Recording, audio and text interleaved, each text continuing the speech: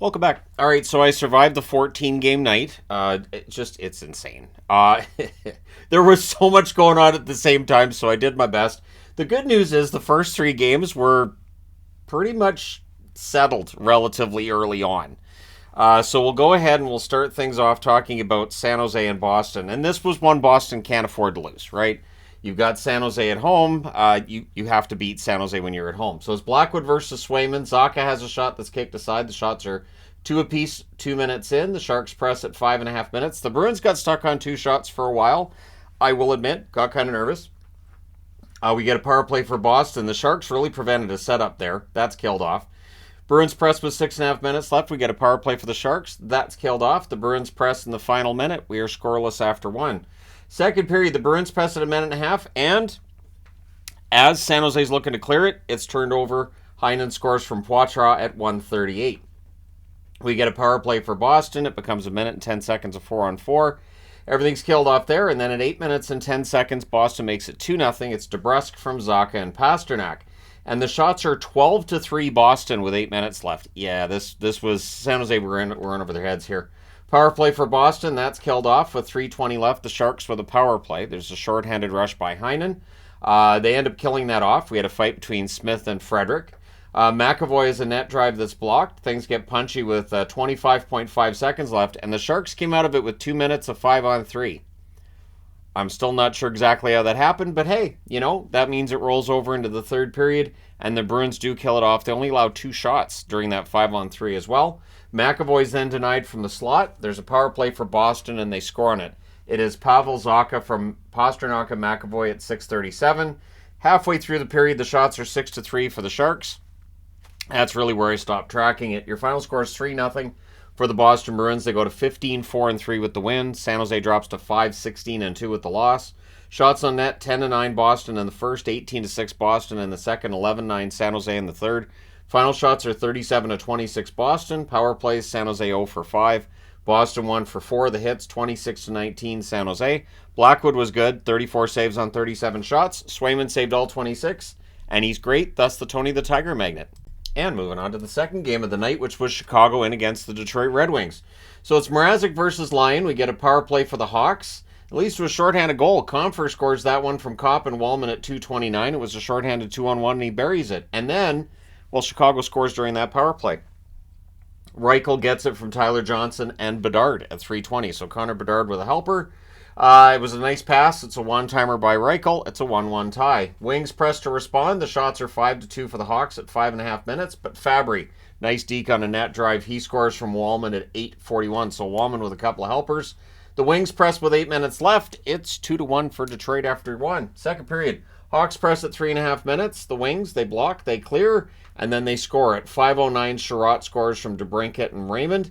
And then on the power play, less than a minute later, at 5:56, it's Compher with his second of the game from Perron and Raymond. He tips that one in close. Not much of a chance for Mrazek there. Hawks press at 9.5 minutes. We have a fight between Murphy and Costin. The Hawks come out of that with a power play. That was killed off. The Wings then get a power play. That's killed off as well. It is 4-1 Detroit after two. Third period. The Wings had the early edge. The Hawks would press at 2 minutes. The Wings get some pressure of their own at 5 minutes. Good forechecking by the Wings. We end up with a power play for Detroit. They get a 4-minute power play. They score once during the 4 minutes. It's Fabry with the second goal of the game from Sprong and Sider at 10:54. Shots are 9-6 for the Wings with 5 minutes left. The Hawks had some chances, but in the end, your score is 5-1 for Detroit. They go to 12-7-3 with the win. Chicago 7-14 with the loss. Shots on net, 12-10 Chicago in the first, 13-9 Chicago in the second. Both teams with 10 shots in the third. Final shots are actually 35-29 for the Hawks. Power plays, Chicago 1 for 3, Detroit 2 for 4. The hits, 10-9 Detroit. Mrazek saves 24 out of 29, and Lyon, 34 saves on 35 shots. So, again, that one was pretty much settled once you get past the second period. Really, once it was 4-1, I was like, yeah, Detroit's not allowing 5 against Chicago. That's not going to happen. And so we moved along. And we're moving along now to Florida and the Montreal Canadiens. So this is 3 straight games where you have a team that's Supposed to be a playoff team, or at least continue to be a playoff team against a team that's not expected to be. And again, the team expected to be a playoff team comes out on top in this one. Bobrovsky versus Primo in the matchup between Florida and Montreal. Early Habs power play. Suzuki has a net feed that's blocked. The power play's killed off. Florida clears it out after. Shots are 2-1 Montreal at 5.5 minutes. Newhook exited at that point hurt.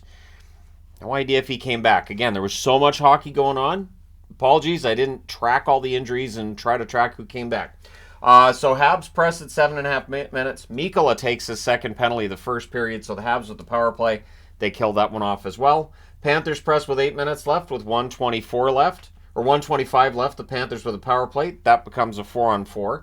So second period, early jump for Florida. Verhaeghe has a rush chance that's saved. Everything was killed off in that power play overlap from the end of the first period. Ullinen fires one high on a net drive. The Habs get a power play. Lasts 3 seconds. Becomes a minute 57 seconds of 4-on-4. And at 7:07, Barkov. It's a turnover. It's a fast break. He buries it. Don't let Barkov have the puck. It's 1-0 Florida. Power play for the Panthers. That's killed off. The Habs then get a power play. And the Panthers prevent a setup there, so that's killed off. Things get pushy on hold by Bobrovsky. It's 1-0 Florida after 2. Third period, things blow open early. At 8 seconds, Bennett. As far corner, it's a rush goal because it has to be. Sam Bennett with one for Verhaeghe. And then at 3 minutes and 12 seconds, Rodriguez gets his first in a while. He goes over the glove on a rush. Reinhart and Barkov with the assists. We then get a power play for Florida, and they score on it. At 5:49, it is Verhaeghe from Lundell and Rodriguez. We get a power play for the Habs. That's killed off. And then Kovacevic at 9:30 breaks up the shutout from Caulfield and Evans. And then in the closing minute, Florida would get their 5th goal. It's Oliver Ekman-Larsson from Kulikov and Cousins at 19:49. Your final score is 5-1 for the Florida Panthers. They go to 14-7-2 with the win. Montreal 10-11-2 with the loss. Shots on net 10-8 Florida in the first, 9-8 Montreal in the second, 11-5 Florida in the third. Final shots 29-22 Florida. Power plays, Florida 1 for 4, Montreal 0 for 6. The hits 15-14 for Florida.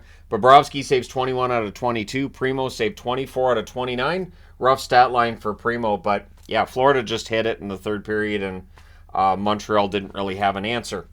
All right, moving along. New Jersey and Philly. This one was a really good back-and-forth battle. A lot of power plays and a ton of shots in this game. So Schmid versus Hart at 3 minutes and 9 seconds. Holtz gets his second of the season from McLeod. It's top corner. It's a 3-on-2 rush. I think it's safe to say Holtz is sticking around, and he's on pace for about 28, 30 goals. It's not bad. Tippett then has a screenshot that's saved. We get a power play for the Devils. That's killed off. The Flyers get a power play. That becomes 57 seconds of 4-on-4. Everything gets killed off there. Shots are 5 apiece with 6 minutes left. Couturier's tonight and close. And then at 15-12, New Jersey makes it 2-0. It is Jack Hughes from Toffoli and Mercer. That was a 2-on-1 rush. Jack Hughes wires it. Not much of a chance there for Carter Hart.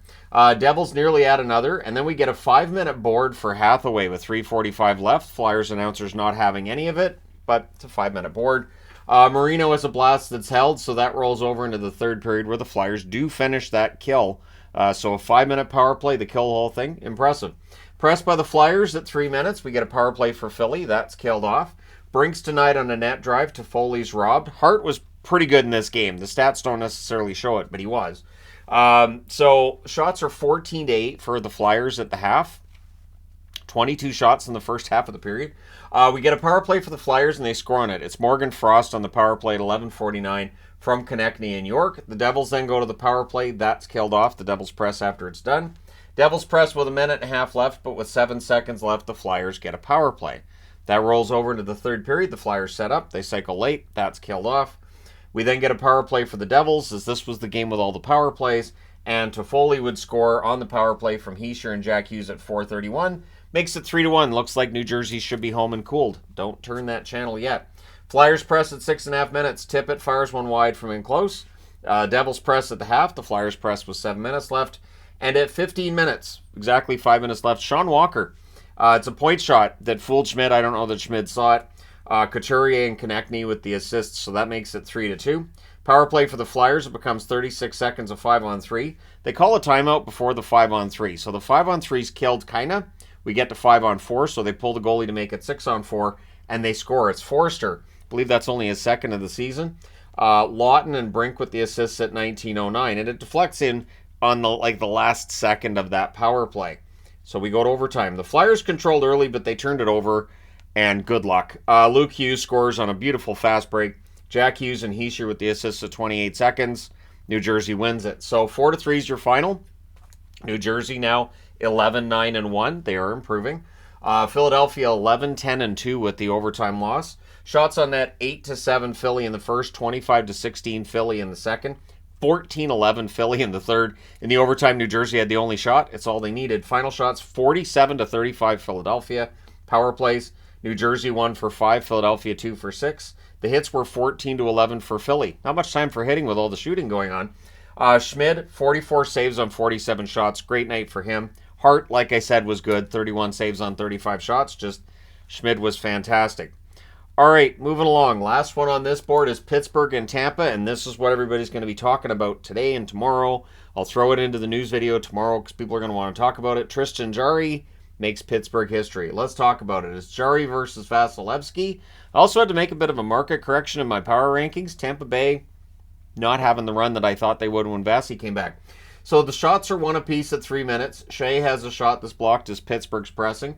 Stamkos is denied as Tampa presses, and Tampa Bay had tons of shots. 8-2 in their favor through the first 7 minutes. Near miss for Kucherov. The Penguins clear.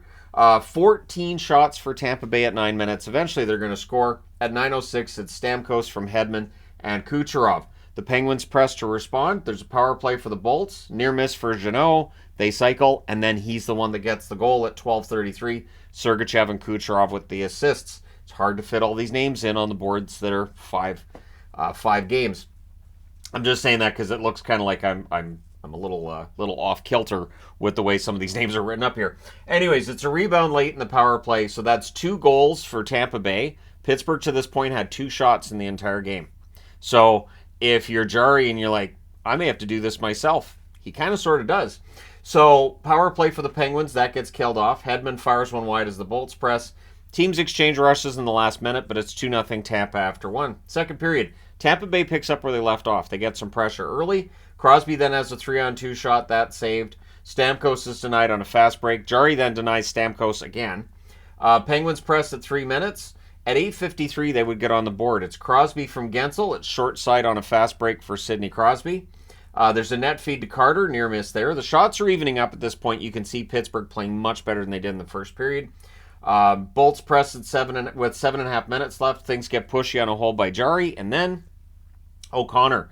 It's his 100th game, right? He scores from Malkin and Letang at 19:24. Buries that in close on a 2-on-1. So, after 2 periods of play, this game's tied at 2. Third period, early press by Tampa Bay. So again, they come out and they have good pressure early on here. Sergachev has a blast that's held. Kucherov's denied. The Penguins clear. And Carter, it's a give and go on his own entry. Jeff Carter finally gets his first goal. 2:49 from Nieto and Pettersson. So suddenly Pittsburgh has a lead in a game that Tampa Bay's controlled a lot of. Penguins look for another, but the shots are 6-3 Tampa at 6.5 minutes. We get a power play for Tampa. That's killed off. Tampa Bay pulls the goaltender with 2:44 left, and Jarry does it. He puts it in the empty net at 18:52. That is the first time that a Pittsburgh Penguins goaltender has scored an empty net goal. So, kind of nice. So they pull the goalie again trying, but yeah, Jarry did it kind of by himself. Your score's 4-2 for Pittsburgh. They go to 11-10-1 with the win. Tampa Bay 10-9-5 now, so they've won 10 out of 24 games so far this season. Shots on net, 17-5 Tampa in the first, 10-7 Pittsburgh in the second, 17-5 Tampa Bay in the third. So they outshoot them 41-29 overall. Power plays, Pittsburgh 0 for 1, Tampa Bay 1 for 2. The hits 17-11 for Pittsburgh. Jarry saves 39 out of 41, and Vasilevsky saved 25 out of 28. So you can see on a busy night, I give most of my attention to the games that are closer and with more drama in them. That's kind of how I navigate this. Now, I need to change boards. I will say, too, it is definitely beneficial to me now that I have a set where I can have three easels up side by side, and I can have all 3 boards going at the same time. In the set I had before this, I would have to actually kind of surround myself with boards. I didn't really have much space, so this is a much nicer setup. So Seattle and Tampa Bay. Tampa Bay. I just talked about Tampa Bay. We're talking about Toronto now. Not the Bolts, the Leafs. So it's Grubauer versus Wall. Early press by the Leafs. There's a power play for the Kraken. That's killed off. 2 shots. We then get a power play for the Leafs, and they score on it. Mitch Marner, who has been the subject of a lot of scorn and ridicule lately. I have not ridiculed him at all, and I'm not gonna. At 6:34, he scores from Nylander and Matthews. Bjorkstrand then has a shot that's kicked aside. The Leafs press at 9 minutes. They get a power play. That becomes 26 seconds of 4-on-4. Everything's killed off there. Yarncroke has a screenshot. That's held. The Leafs press with 2.5 minutes left. With 1:39 left, the Leafs get a power play.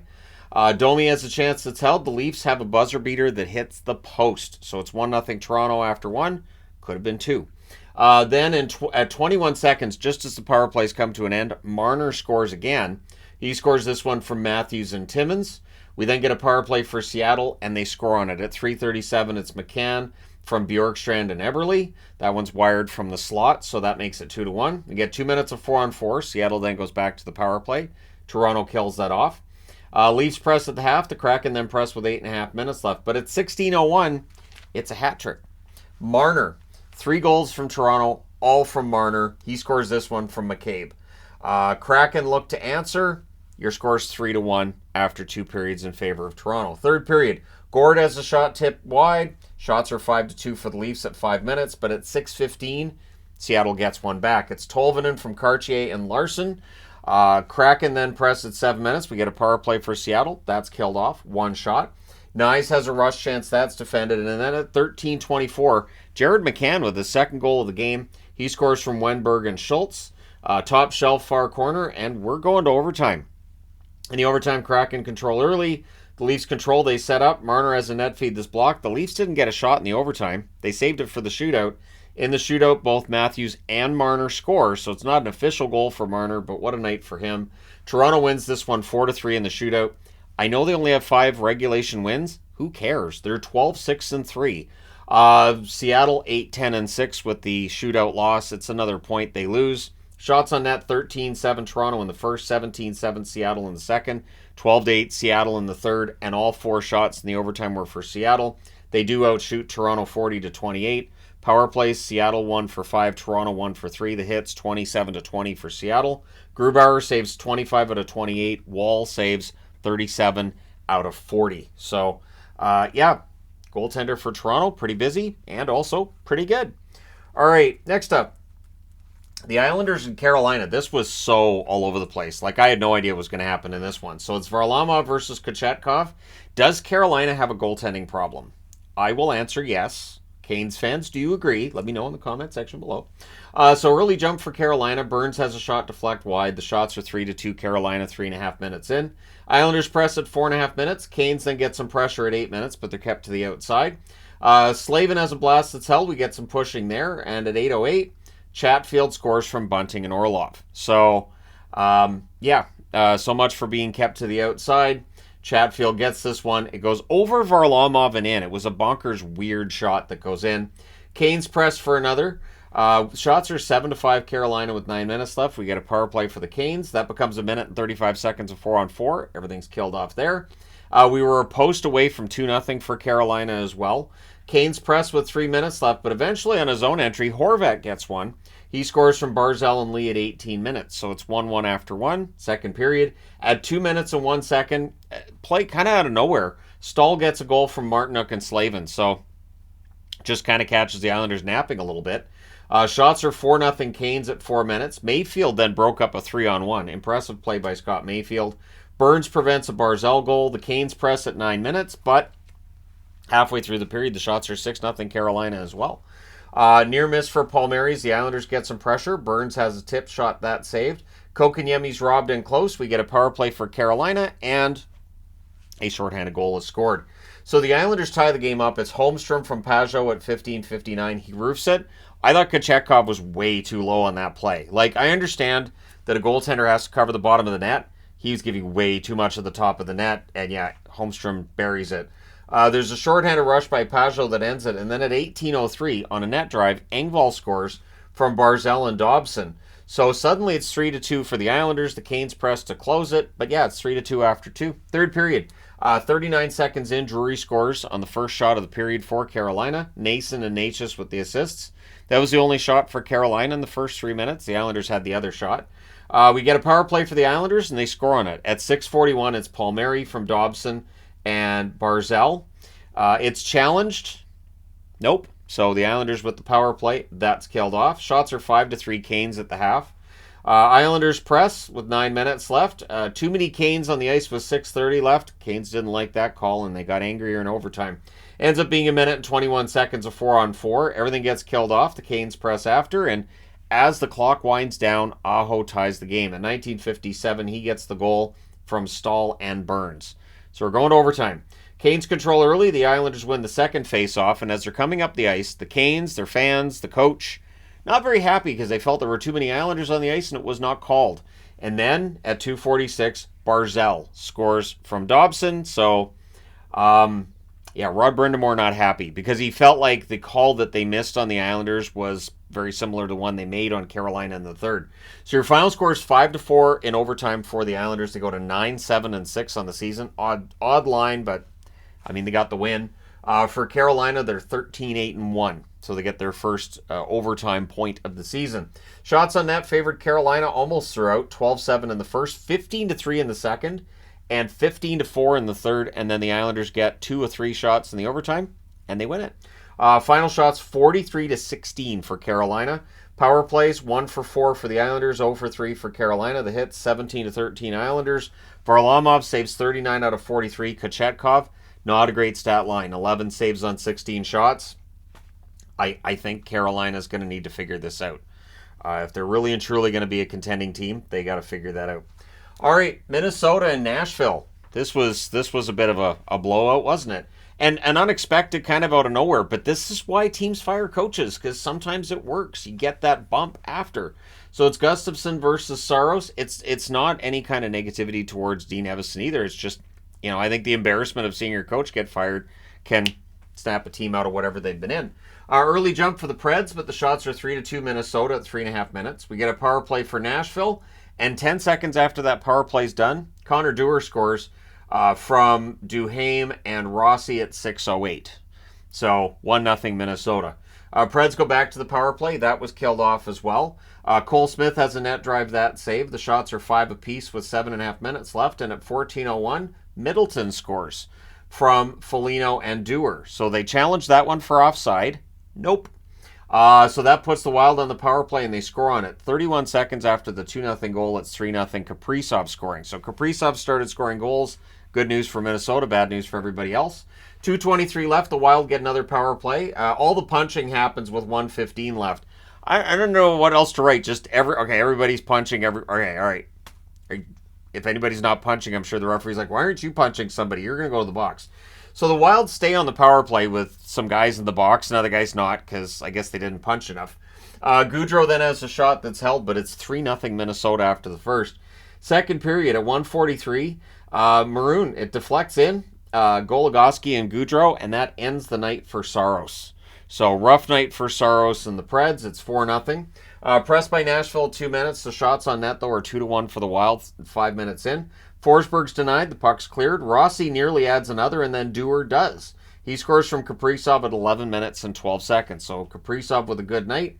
That's 2 points for him thus far. For Dewar, that's a couple of goals and an assist, and he's not done. Pressed by Nashville with 5 minutes left. Right here. Power play for Nashville. Shorthanded rush by Dewar. That power play ends up being killed off. 5 seconds left. The Wild get a power play. So that rolls over into the third period. They're up 5-0. It's kind of a laugher. Wild cycle. Kaprizov with a near miss. That power play is killed off. And then Parsonen at 2:37 scores from McDonough and Evangelista. Nashville then presses at 4 minutes. And with Minnesota's defense being as porous as it's been this year, I mean, if they'd scored a second goal, they don't. But if they had. The Wild score, but did he kick it in? No. So Dewar gets the goal. That one's an odd goal, but it's his first career hat trick. Lettieri and Bogosian with the assists at 9:47. It did go in off his skate. There was no kicking motion there. We get a power play for Nashville. That's killed off. Connor Dewar then gets number 4, and they challenged it for offside. And this time they get it to come back. So, the offside challenge failed the first time, but it worked the second time. But your final score is still 6-1. Minnesota improves to 7-10-4 with the win. Nashville 11-11. Their 6-game winning streak is done. I had somebody ask yesterday in the live stream, Why haven't you done anything on the winning streak about Nashville? If I had done something on the winning streak for Nashville this morning, and then this happens, yeah. Anyway, shots on net 13-10 Minnesota in the first, 8 apiece in the second, 10-9 Minnesota in the third. They outshoot Nashville 31-27. Power plays Minnesota 1 for 4. Nashville 0 for 4. The hits 28-16 in favor of Nashville. Gustafsson saves 26 out of 27. Saros saves 11 out of 15. And Lankinen saves 14 out of 16. So, rough night for Nashville. But you kind of got to shake it off and move along. See, now you got the song stuck in your head. I apologize. I didn't even mean to say it. Like the other day when I said troubles are brewing, I was talking about Boston. That was just a happy accident. All right, next up, Buffalo and St. Louis. Did I just quote Bob Ross? I might have. So, Luukkonen versus Binnington in this one. Schen's robbed in close, so it looked like maybe Luukkonen was going to have a good game, and then, nope. Saad scores from Sundqvist at 1:08. It's a face-off win, and it's buried. Shots are 2 apiece at 4.5 minutes. Get a power play for the Blues. They score on it. It's Schenn from Krug and Thomas at 5:02. Bar down early in the power play. 2-0 St. Louis. Sabres draw a power play. That's killed off. The Blues go back to the power play. That was killed off as well. And that's Jake Neighbors, who's been all around the net lately. He scores from Leddy and Buchnevich at 10:59. Buffalo would answer. It was a good cycle, and Dahlin buries it from Okposo and Krebs at 13:32, so that makes it 3-1. Sabres press with 5.5 minutes left. There was a scary incident with Krug crashing into the boards. But, yeah, he did get back up. So it's 3-1 in favor of St. Louis after 1. Second period, power play for the Sabres. There was a shorthanded chance for Buchnevich that he fires wide. Power play's killed off. Shots are 2-1 Sabres at 5 minutes. And then Zach Benson. He scores from Cousins at 6 minutes and 10 seconds. So now it's 3-2. And the Sabres press to tie it. The Sabres controlled a lot of this game, though the score wouldn't tell you. Blues press with 9.5 minutes left, but at 10:53. Blues pressed at 9.5 minutes. At 10:53, Krebs scores from Dahlin and Greenway. So that does tie the game at 3. It doesn't stay that way. At 13:04, it's Hayes from Kyrou and Schenn. And then 24 seconds later, it is Schenn from Kyrou and Hayes. So the same 3 players, you just switch the order, and suddenly St. Louis has a 5-3 lead. Middlestad then couldn't bury one in close. It's 5-3 after 2. Third period, Sabres press at 2 minutes. But eventually St. Louis scores again. It's Neighbors with the second goal of the game. Buchnevich and Falk with the assists at 4:38, and it was a 2-0. Like, what chance does Luukkonen have there? Sabres press at 8 minutes. There's a power play for Buffalo. That's killed off. Blues press with 6.5 minutes left. There's an early goalie pull, and eventually they do score. Paterka from Cousins and Benson at 16:42, but that's as close as they get. Your final score is 6-4. It's not pretty, but it's a win. St. Louis 12-9-1. Some of the most bizarre games this year have been St. Louis games. That might warrant a video in and of itself. Buffalo 10-11-2. Just because St. Louis, predicting what they're going to do from one game to the next, good luck. Shots on net favored Buffalo the entire way. 15-8 in the first, 16-6 in the second, 15-6 in the third. They outshoot St. Louis 46-20. Power plays 0 for 3 for Buffalo, 1 for 2 for St. Louis. The hits 13-5 for St. Louis. Luukkonen saved 14 out of 20. That's going to hurt the save percentage. Binnington saves 42 out of 46. So, good night for Binnington.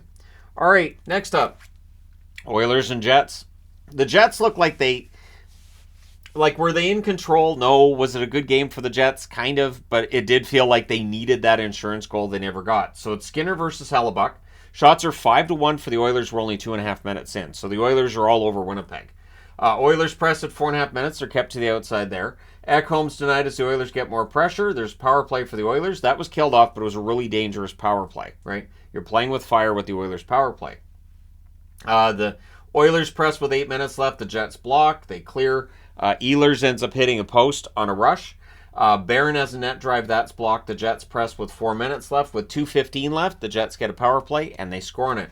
It is Perfetti tipping one in at the net. Scheifele and Connor with the assists at 18:27. It's 1-0 Jets after 1. So second period, good Jets forecheck, but the shots are 2-0 Oilers at 4 minutes.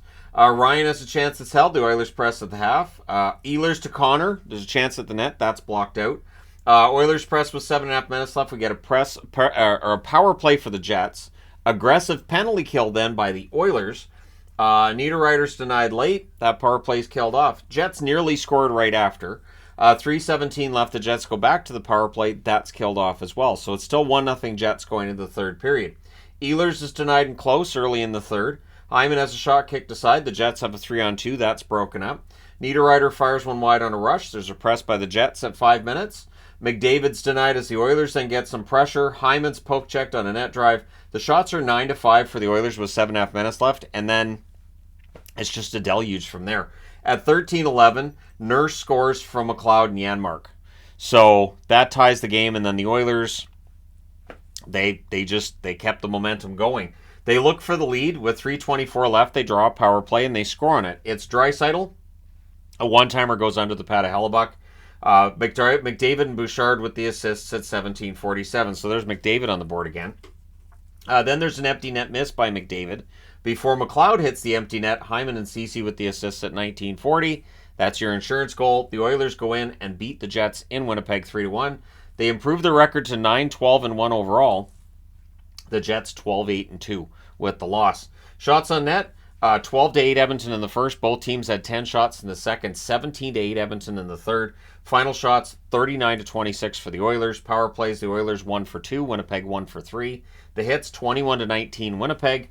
Skinner saves 25 out of 26, and Hellebuck 36 saves on 38 shots. Both goalies were good. Skinner's numbers are getting better, and the Oilers have now won 4 in a row.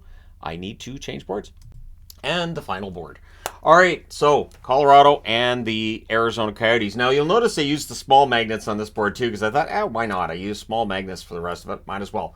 So, Georgiev versus Ingram. Manson has a net drive that's blocked. The Coyotes press at 1.5 minutes.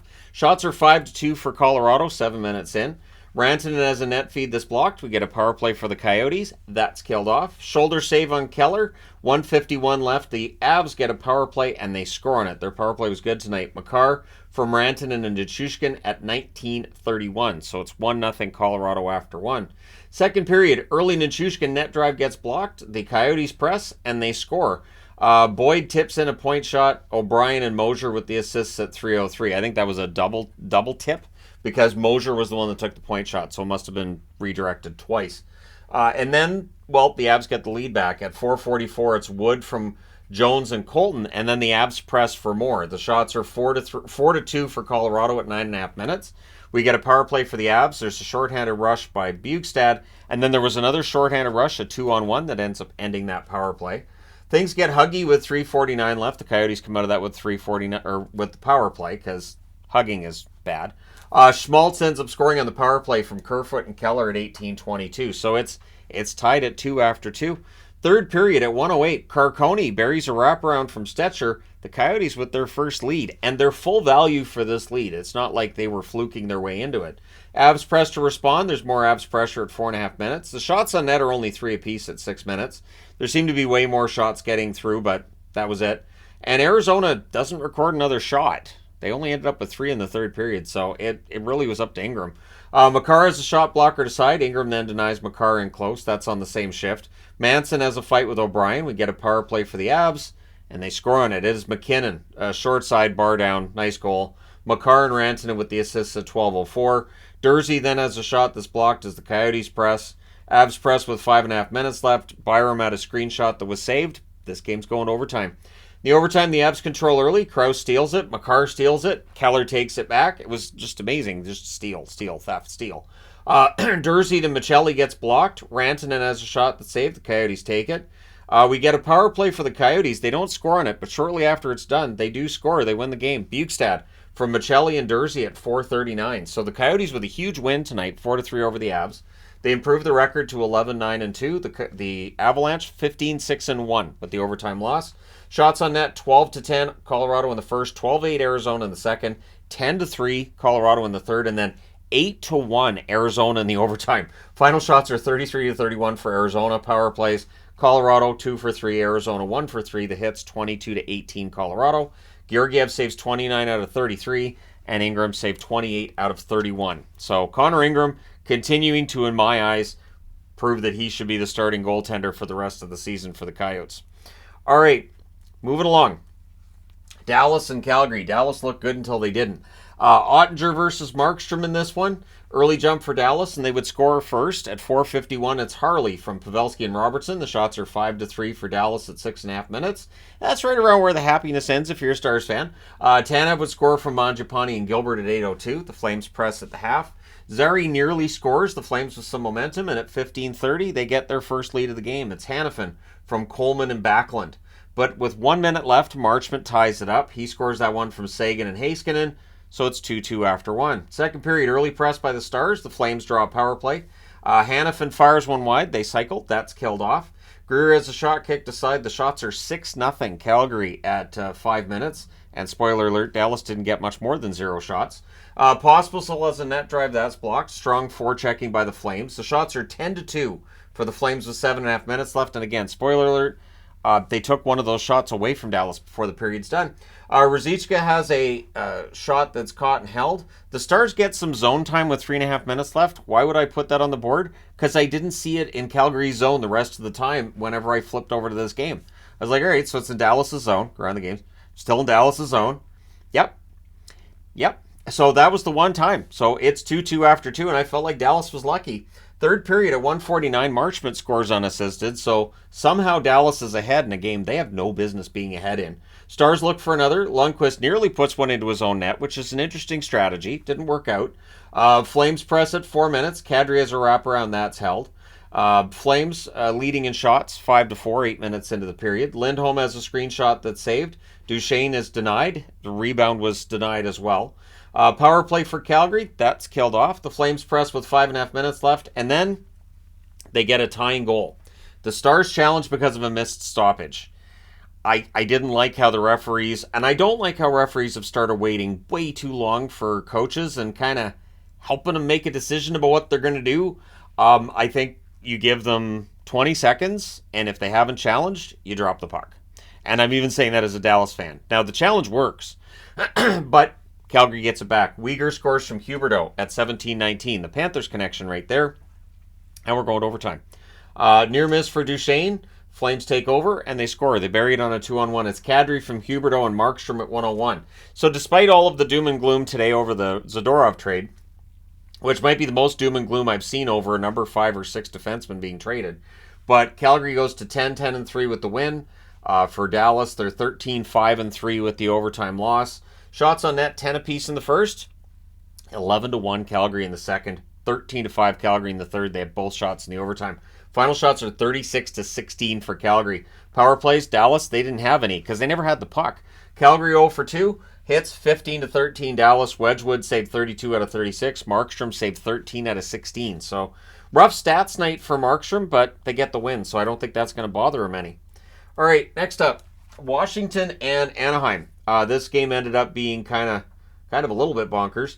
Anyways, so it's Kemper versus Gibson, and it was the game of unassisted goals. First, it's Mantha at 127. He steals it, buries it on a backhand. And then at 149, Luno. It's a turnover. He buries a rebound. So he scores a 149. That's unassisted as well.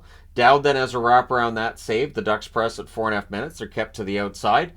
We get a power play for the Ducks, and they don't score on it.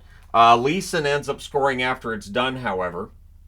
He gets a goal from Leo Carlson at 7:51. The Caps press at 9.5 minutes. Things get pushy on a hold by Gibson. We get a power play for the Caps. That becomes a minute and 31 seconds of 4-on-4. Wilson, as he's coming out of the box, he scores at 15:54, so it's a 5-hole goal out of the box for him. And 1:32 left. The Caps get another power play, and they score on this one. It's Wilson. Wilson had a big game. He scores from Ovechkin and Carlson at 18:39. And then 20 seconds later, Dowd makes it 4-2 from Sandin and Aube-Kubel. So it's 4-2 for the Caps after the first period. Second period, we get a power play for the Ducks. That's killed off. Leeson has a rush chance. That's held. There's some hugging and punching at 5:04 because if you don't like the hugging, you got to punch him. We get 2 minutes of 4-on-4 after that. Shots are 5-0 for the Ducks at 6.5 minutes. The Ducks go back to the power play. And the Caps, it felt like tonight they were starting to sink into what they did last night against LA. Just not getting shots. Not getting zone time. Just kind of sitting back. So the Ducks press with 6 minutes left. Ovechkin has a slot shot. That's held. 2:58 left. Ducks go back to the power play. That's killed off. There's some chatting at the horn. I didn't see any pushing, but they had a little bit of a discussion between the teams. So it's still 4-2 after 2. Third period, early edge for the Caps. Carrick has a net drive that's blocked. We get a power play for Washington. That becomes a minute and 18 seconds of 5-on-3. Ducks do kill that off. We then get 2 minutes of 4-on-4. Manth is denied on a breakaway. And then at 11:45, Anaheim gets within a goal. It's McGinn with his first of the season from Leeson and Luno. So Luno with a couple of points tonight. But with 6:20 left, the Caps get a power play. So Anaheim needs to start staying out of the box. If they're going to turn this around, they have to start staying out of the box. Because Wilson scores on the power play from Ovechkin and Karlsson at 14:22. It was kind of against the flow of play that they get that power play. And he buries a rebound for the hat trick. So Tom Wilson with the hat trick. And for Anaheim, the misery continues. 4:04 left. The Caps go back to the power play. That's killed off. The goalie pull happens with a minute and 45 seconds left. And at 19:32, Vetrano gets one from Killorn. They call a timeout. That's as close as they get. Your final score is 5-4. It's not a beautiful win for Washington, but they'll take it. They go to 12-6-2 with the win for the Ducks. 9-14. Believe that's 8 straight losses in regulation for Anaheim. We're getting into video territory. So shots on net are 13-10 Washington in the first, 15-4 Anaheim in the second, 9-7 Washington in the third. Final shots are 32-26 for the Ducks. Power plays, Washington 2 for 6, Anaheim 0 for 5. Hits 10 apiece. Kemper saves 28 out of 32, and Gibson saved 21 out of 26. So again, we're getting into video territory. We're not quite there yet, but it's 2 games away from a video on a Ducks losing streak. All right, next up. The Vegas Golden Knights came in tonight, and apparently the line early was favoring the Canucks. I'm not a gambler, I've said that, but when I saw that, I was like, that's a bad idea. Vegas needed a win, desperately needed a win, and for Vancouver, they've kind of been one up, one down lately, and here we go. So it's Hill versus Demko, early chances for both teams. Bluger breaks up a Vegas press. Shots are 3-1 though for Vegas of 4.5 minutes, and they would score. At 4:46, it's Barbashev from Eichel and Stone. It was a backhand 5-hole during a press by the Vegas Golden Knights. Power play for Vancouver, that's killed off. We then get a power play for Vegas. It becomes a minute and 1 second of 4-on-4. Everything's killed off there. And then Eichel with his 9th of the season from Barbashev and Haig at 16-18. So Barbashev with a goal and an assist in the first period. Vegas is up 2-0. Canucks press with 2 minutes left with 1:12 left. Canucks with a power play. During their power play, Demko decides to pass to Mark Stone. He's on the other team. That's a bad idea. Don't do that. And so they recover and they don't allow a goal there, but kind of a microcosm of tonight's game. It's 2-0 Vegas after 1. Second period. Vegas finishes the kill. Pressed by Vegas at 3 minutes. Miller tips one wide. Vegas clears it out during a little brief Vancouver press. Haig has a shot that's held as Vegas gets some more zone time there. Besser has a shot that's blocked. Garland with a wraparound that saved. The Canucks press. Joshua's denied there. We get a power play for Vegas, and they score on it. So the penalty kill is starting to become a thing for Vancouver again, and by a thing I mean a concern.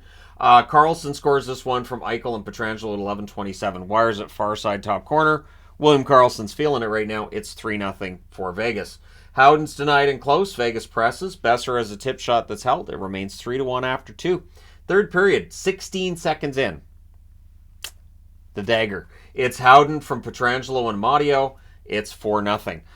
So the Canucks press to respond. Vegas then gets some pressure at 2 minutes. But on a little bit of a give and go, Kuzmenko gets his first in 11 games. He scores from Miller and Besser at 4:01. That breaks the shutout. Although Thompson was in at this point, Hill didn't finish the game. He only played the first 2 periods. So it wouldn't have been an official shutout anyways. It would have been a shared shutout.